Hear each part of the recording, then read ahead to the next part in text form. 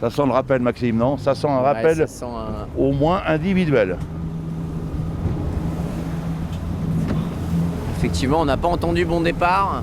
Il y aura au moins un individuel. Le général aurait déjà été donné, donc pour pouvoir avoir du vent plus frais. Ouais. Alors on parle de ces feuilles que l'on a de part et d'autre du voilier, dis-moi. Alors que ça bouille énormément là.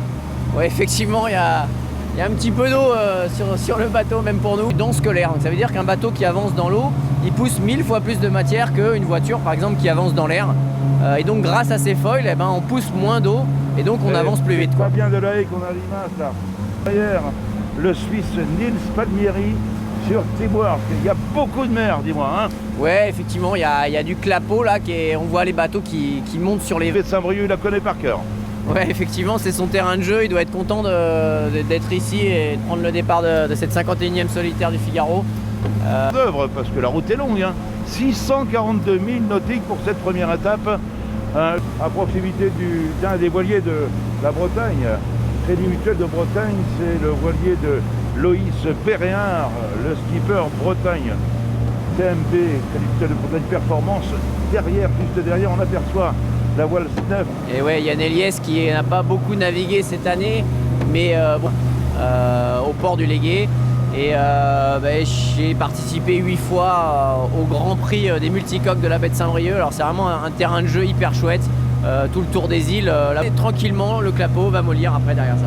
Voilà, si vous êtes venu nous retrouver sur le direct de la 51e édition de la solitaire du Figaro. À gauche! À gauche! Oh, magnifique! Magnifique!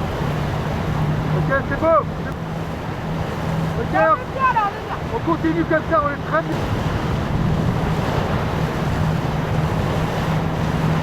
Chef à l'antenne!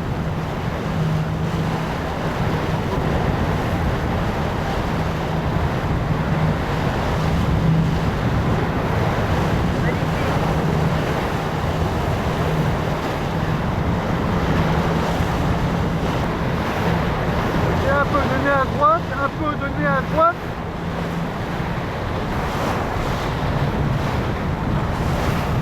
Plus dur à l'antenne.